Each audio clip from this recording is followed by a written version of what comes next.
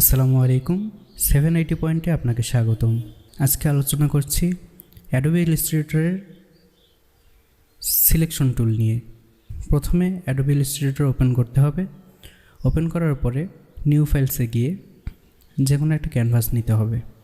আমাদের যে সাইজে প্রয়োজন সেই সাইজে নেব। আমি A4 দিয়ে ট্রাই করছি। A4 এ ক্লিক করা অবস্থায় ক্রিয়েটে দিতে হবে। ক্রিয়েটে ক্লিক করার পর আমাদের সামনে পেজটা চলে আসবে। এই পেজ আপনার যদি দেখতে ছোট বড় করতে চাই, বাম দিকে জুম নামের একটা টুল আছে, এটাতে ক্লিক করতে হবে, অথবা কিবোর্ডে জেড বাটন প্রেস করলেও হবে।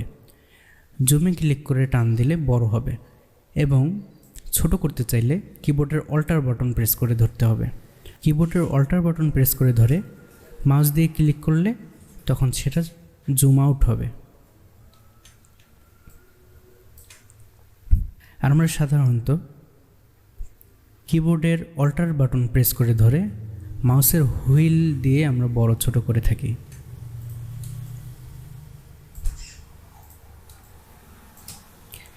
অ্যাডোবি ইলাস্ট্রেটরের ভিতরে সাধারণভাবে সবসময় সিলেকশন টুল সিলেক্ট করা থাকবে। সিলেকশন টুলের কাজ হচ্ছে যে কোনো কিছু সিলেক্ট করা বা সেটা ছোট বড় করতে সাহায্য করে। গতকালকে রেক্ট্যাঙ্গেল টুলের প্রাথমিক ধারণা দিয়েছিলাম। আজকেও রেক্ট্যাঙ্গেল টুলের আরেকটু বিস্তারিত আলোচনা করব। রেক্ট্যাঙ্গেল টুলে ক্লিক করলে রেক্ট্যাঙ্গেল টুল আসবে, অথবা কিবোর্ডের এম বাটন প্রেস করতে হবে। রেক্ট্যাঙ্গেল টুলে আমরা ক্লিক করলাম। ক্লিক করার পরে ক্যানভাসের উপরে আমরা একটা ঘর বানাবো, সেক্ষেত্রে ক্লিক করে টান দিতে হবে। এখন টান দেওয়ার সময় যদি আমরা শিফট বাটন প্রেস করে ধরি তাহলে সমানভাবে আসবে, এবং ডান দিকে আমাদেরকে মাপটা দেখাবে যে এর সাইজ কত হচ্ছে। রেক্ট্যাঙ্গেল টুল দিয়ে আমরা যদি কোনো নির্দিষ্ট একটা ঘর বানাইতে চাই, যেটা ম্যানুয়ালি সেট করে দেব হাইট ওয়াইট কত হবে, সেক্ষেত্রে রেক্ট্যাঙ্গেল টুলে ক্লিক করা অবস্থায় আমরা ক্যানভাসের উপরে একটা ক্লিক করব। যে কোনো জায়গায় একটা ক্লিক করতে পারি। একটা ক্লিক করলে এখানে আমাদের কাছে জানতে চাবে হাইট ওয়াইট কত দিব আমরা। এখন আমি হাইট যদি দিয়ে দেই 150 আর ওয়াইট দেই 200, এর পিছনে লেখা আছে পিটি। পিটিতে হয় পয়েন্ট। এখন এই হিসাবটা পয়েন্টে করতে পারবেন, ফিটে করতে পারবেন, মিটারে করতে পারবেন, ইঞ্চিতে করতে পারবেন। আপনার যেটাতে সুবিধা, যেটা আপনার প্রয়োজন সেটা আপনি করে নিতে পারবেন। এখন আমি পয়েন্টে কাজটা করতেছি। আর আরেকটা জিনিস, এখানে ডান দিকে আমরা একটা লিঙ্কের চিহ্ন দেখতেছি। এই চিহ্নটার কাজ হচ্ছে সব দিকে একসাথে বাড়া কমা করতে সাহায্য করা। যেমন আমরা 200 পয়েন্ট দিয়েছি, হাইটে দিয়েছি 150 পয়েন্ট। এখন এটাকে যদি আমরা সমানভাবে বড় ছোট করতে চাই তাহলে আমাদেরকে লিঙ্কে ক্লিক করতে হবে। লিঙ্কে ক্লিক করলে এই দুইটা একসাথে লিঙ্ক হয়ে গেল, এখন গুণ অবস্থায় কাজ করবে। এখন যদি আমরা হাইটটা 200 করে দেই তাহলে সেই হিসাবে ওয়াইড কত আসবে সেটা ও নিজে করে নিচ্ছে। তারপরে ওকে দিয়ে দিলাম। ওকে দিলে আমাদের সেই মাপে একটা ঘর তৈরি করে দিল। এখন এটার মাপ যদি আমি দেখতে চাই আবার, তাহলে নিচে এই যে ট্রান্সফর্ম লেখা আছে, ট্রান্সফর্ম প্যানেলে গেলে এখানে দেখতে পারবো যে হাইট কত আছে, ওয়াইড কত আছে। এখান থেকেও আমরা হাইট ওয়াইড কমানো বাড়ানো সব কিছু করতে পারি। যেমন আমরা ওয়াইডটা যদি কমাই দিই, 250 দিলাম, দিয়ে এন্টার দিলাম, 250 হয়ে গেল। কিন্তু এখানে গিয়ে এখানেও দেখেন একটা লিঙ্কের চিহ্ন আছে। এই লিঙ্কটা এখানেও কাজ করবে যদি লিঙ্কে একটা ক্লিক করে দেন। লিঙ্কে ক্লিক করা অবস্থায় কোনোটা কমালে অথবা বাড়ালে দুই সাইড একসাথে কমা বাড়া করবে। আমি এখানে এখন 150 লিখলাম হাইটে, দিয়ে এন্টার প্রেস করলাম। করার সাথে এখন সব দিকে সেই হিসাবেই কমলো। তারপর রেক্ট্যাঙ্গেল টুলের আরেকটা কাজ, এখানে রেক্ট্যাঙ্গেল টুল থাকা অবস্থায় অথবা না থাকলেও আপনি এটাকে যদি রোটেট করতে চান, বক্সটাকে যদি ঘুরাইতে চান কোনোভাবে, তাহলে অবশ্যই সাইডে বক্সের যে কোনো একটা কর্নারে একটু বাইরে মাউস পয়েন্টারটা নিলেই দেখতে পারবেন এই ধরনের একটা চিহ্ন আসছে। এখন আমার মাউস পয়েন্টারে যেটা আছে, তীর চিহ্ন দেওয়া, বাঁকা একটা তীর, এই তীর থাকা অবস্থায় আপনি ক্লিক করে বক্সটাকে ঘোরাতে পারবেন, যে কোনো অ্যাঙ্গেলে ঘোরাতে পারবেন। এখন এই ঘোরানোর সময় আপনার এখানে ডিগ্রি দেখাবে, কত ডিগ্রি অ্যাঙ্গেলে ঘুরছে এই ডিগ্রিটা দেখাবে।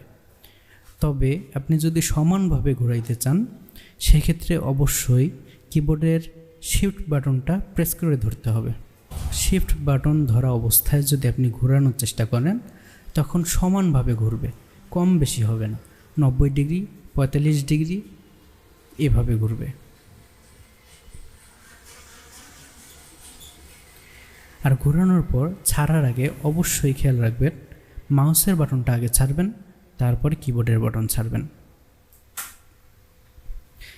আমরা এটাকে ঘুরিয়ে ফেলছি। যদি আবার আগের অবস্থায় নিয়ে যেতে চাই অথবা বাম পাশের যেটা ঘর আছে এটাকেও যদি এরকম করতে চাই সেক্ষেত্রে বক্সের বাইরে আসলে আমার মাউস কার্সরটা চেঞ্জ হলো। এখন আমি ক্লিক করে ঘোরাইতে পারবো। ঘোরানোর সময় শিফট ধরবো যেহেতু আমি সমানভাবে ঘোরাতে যাচ্ছি। এখন আমি আগেরটাকে যদি আগের মতন করতে চাই তখন মাউসের পয়েন্টারটা বক্সের বাইরে নেব। নেওয়ার পর যখন আমার মাউস পয়েন্টারটা চেঞ্জ হবে তখন এটাকে ক্লিক করে শিফট সাথে প্রেস করে ঘোরাবো, তাহলে 0 ডিগ্রি অ্যাঙ্গেলে আসবে। আর এগুলো যদি আমি এখন ডিলিট করতে চাই তাহলে অবশ্যই সিলেকশন টুল নিতে হবে। সিলেকশন টুল নেওয়া অবস্থায় বক্সের উপরে ক্লিক করতে হবে এবং কিবোর্ড থেকে ডিলিট বাটন প্রেস করতে হবে। গত ভিডিওতে বলেছিলাম রেক্ট্যাঙ্গেল টুলের ভিতরেও কয়েকটা টুল থাকে, যেমন রেক্ট্যাঙ্গেল টুলের সাইডে ছোট্ট একটা চিহ্ন আছে। এই চিহ্ন থাকা মানে এর ভিতরে আরও টুল আছে, যেমন এখানে লাইন টুল যেটা আছে, লাইন সেগমেন্টেও আরও কয়েকটা টুল আছে এর ভিতরে। তেমনি রেক্ট্যাঙ্গেল টুলে যদি আমরা রাইট ক্লিক করি মানে মাউসের ডান দিকের বাটন ক্লিক করলে দেখতে পারবো রাউন্ড রেক্ট্যাঙ্গেল টুল, তারপরে আছে এলিপস টুল, তারপর পলিগন, তারপর স্টার, ফ্লেয়ার, এরকমভাবে কয়েকটা থাকে। এখন আমরা যদি গোল কোনো আকৃতি তৈরি করতে চাই তখন এলিপস টুল নিতে হবে অথবা কিবোর্ডের এল বাটন প্রেস করতে হবে। এলিপস টুল আমরা ম্যানুয়ালি নিলাম, নেওয়ার পরে ক্যানভাসের উপর ক্লিক করে টান দেব। গোল আকৃতিটাকে যদি আমি সমানভাবে ছোট বড় করতে চাই তাহলে অবশ্যই শিফট প্রেস করে ছোট বড় করতে হবে। প্রথমে মাউসের বাটন ছাড়বো, তারপর কিবোর্ড। এরকমভাবে কয়েকটা শেপ আপনি তৈরি করতে পারেন। এবং আপডেট ভার্সন যেগুলো আছে অ্যাডোবি ইলাস্ট্রেটরের আপডেট ভার্সনগুলোতে আপনি রেক্ট্যাঙ্গেল টুল থেকেও রাউন্ড শেপ করতে পারবেন। রেক্ট্যাঙ্গেল টুল অবস্থায় যদি আপনি কোনো একটা ঘর তৈরি করেন, এই ঘরটার চারদিকে গোল এরকমের চিহ্ন আসবে। এই চিহ্নগুলোকে যদি আপনি ক্লিক করে টান দেন তাহলে এটাকে রাউন্ড করে দেবে, সে কর্নারগুলোকে রাউন্ড করে দেবে। আবার এটাকে ক্লিক করে আগের মতন টান দিলে আবার সমান হয়ে যাবে। আর ক্লিক করে টান দেওয়ার সময় রাউন্ডটা কত পয়েন্টে হচ্ছে সেটা এখানে ও দেখাবে। যদি আমি 18 পয়েন্টে রেখে মাউস পয়েন্টারটা ছেড়ে দিই তাহলে 18 পয়েন্ট হবে, যদি আরও বেশি করে ছাড়ি তাহলে বেশি হবে।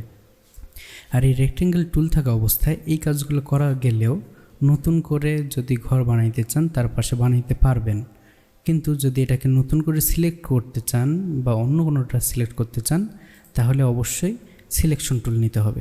রেক্ট্যাঙ্গেল টুলের ভিতরেও আমরা যার কয়েকটা টুল দেখেছিলাম তার মধ্যে যেমন এখানে আছে পলিগন টুল। যদি আমরা ক্লিক করে নিই পলিগন, তাহলে আমাকে মাউস টান দিয়ে করতে হবে। যদি আমি সমানভাবে করতে চাই অবশ্যই কিবোর্ডের শিফট বাটনটা ধরতে হবে। এই পলিগনটাকে বা কোনো একটা শেপকে যদি আমি বেশি করতে চাই, একটা শেপ তৈরি করেছি এটা যদি আবার কপি করতে চাই তাহলে কিবোর্ডের Ctrl+C দিয়ে তো কপি করা যাবে। তাছাড়াও ইলাস্ট্রেটরের সহজ একটা পদ্ধতি আছে, সেই অবজেক্টটাকে ক্লিক করে নিচে বা যেদিকে আপনি নিতে চান সেদিকে নিতে পারবেন। নেওয়ার সময় যদি আপনি শিফট বাটন চাপ দিয়ে ধরেন তাহলে সমানভাবে যাবে, আর শিফট না ধরলে কম বেশি হবে। কোনো একটা শেপ বা অবজেক্ট যদি আপনি কপি করতে চান তাহলে অবশ্যই সেটা ক্লিক করে টানার সময় কিবোর্ডের অল্টার বাটন প্রেস করতে হবে। অল্টার বাটন প্রেস করে ধরে সেই অবজেক্টটাকে আপনি কপি করতে পারেন। অল্টার বাটন প্রেস করে যে কোনো জায়গায় যদি ছেড়ে দেন তাহলে সেই শেপটা ওখানেও একটা কপি হয়ে যাবে। এখানে ছাড়লাম, এখানে একটা কপি হয়েছে। আবার যদি আমি এটাকে টেনে অন্য জায়গায় নিই অল্টার বাটন প্রেস করে তাহলে এখানে একটা আবার কপি হইল। কিন্তু আমরা যদি সমানভাবে নিতে চাই, কোনো কম বেশি হবে না, সমান লাইনে সমান সিরিয়ালে যদি করতে চাই তাহলে অবশ্যই আমাদেরকে শিফট বাটন সাথে প্রেস করতে হবে। অল্টার প্লাস শিফট এই দুটো একসাথে যদি আমরা প্রেস করে কোনো জায়গায় ছেড়ে দেই তাহলে সমানভাবে অবজেক্টটা কপি হবে। তারপরে এটাকে যদি আমরা ডাবল করতে চাই, আবার যদি কপি করতে চাই, তাহলে আর ক্লিক করে টানার প্রয়োজন হবে না, কন্ট্রোল ধরে ডি প্রেস করলেই কপি হবে। কন্ট্রোল ধরে ডি প্রেস করে আমরা কপি করলাম। এখন সবগুলো যদি আমি সিলেক্ট করতে চাই, তাহলে সিলেকশন টুল অবশ্যই থাকতে হবে এবং সিলেক্ট করলাম। সিলেক্ট করার পরে এটাকে যদি আমি আবার কপি করতে চাই দেখার জন্য, তাহলে এটাকে আমি ক্লিক করে নিচে টানতেছি, তার সাথে অল্টার প্রেস করব। যদি অল্টার প্রেস না করি তাহলে এখানে চলে আসবে, পুরোপুরিভাবে এখানে চলে আসবে, ওর কোনো উপরে কপি থাকবে না। অল্টার প্রেস করে টান দিলে তখন কপিটা উপরে থেকে যাবে। যদি আমরা সমানভাবে নিতে চাই তাহলে অবশ্যই শিফট বাটনটা ধরে রাখতে হবে। ছেড়ে দিলাম। ছেড়ে দেওয়ার পরে এটা যদি আবার নিচের দিকে নামাতে চাই, আরও নিচে কপি করতে চাই, সেক্ষেত্রে কন্ট্রোল ধরে ডি দিতে হবে। কন্ট্রোল ডি দিলে কপি হইতে থাকবে। যতবার আপনি বাটনটা প্রেস করবেন কন্ট্রোল ধরে ডি, ততবার কপি হবে। এখন এর মধ্যে যে কোনো একটা আমরা চাইলে সিলেক্ট করে সেটার কালার পরিবর্তন করে দিতে পারি।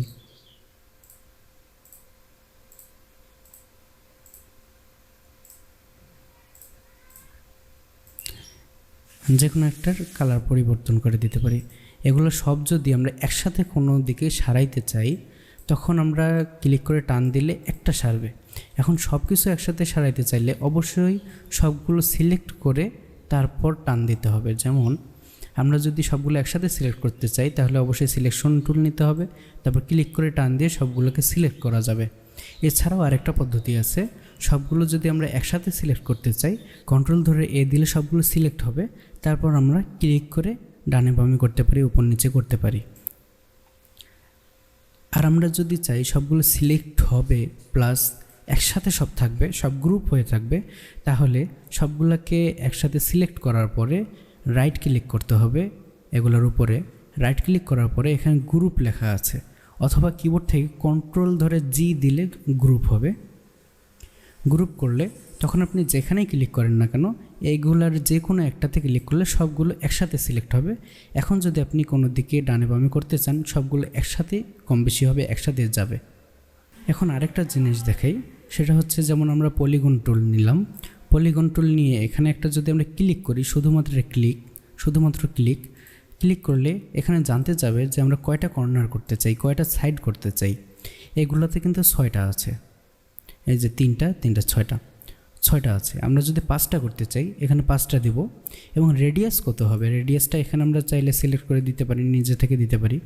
20 দিলাম, তারপর এখানে 5 দিলাম, দিয়ে ওকে করলাম। সেই হিসাবে এই যে এখানে 5টা কর্নার হয়েছে। এভাবে আমরা কম বেশি করতে পারি। পলিগন টুল নিলাম, পলিগন টুল নেওয়া অবস্থায় যদি আবার ক্লিক করি, এখানে আমাদের যদি 10টা দরকার হয়, 10টা সাইড দরকার হয়, 10টা লিখে তারপর আমি ওকে দিলাম। এখন এখানে আমরা জুম করে দেখাই, এখানে 10টা কর্নার তৈরি হয়েছে। এভাবে পলিগন টুল দিয়ে আপনার পছন্দ অনুযায়ী কয়টা সাইড প্রয়োজন সেটা সিলেক্ট করে দিতে পারেন। আজকে রেক্ট্যাঙ্গেল টুল এই পর্যন্তই। আগামী ক্লাসে দেখানো হবে ডিরেক্ট সিলেকশন টুলের কাজ কি, ডিরেক্ট সিলেকশন টুল দিয়ে কী করা হয়, কিভাবে করা হয়, সেটা আগামী ক্লাসে দেখানো হবে। সে পর্যন্ত সবাই সুস্থ থাকবেন, ভালো থাকবেন। আল্লাহ হাফেজ।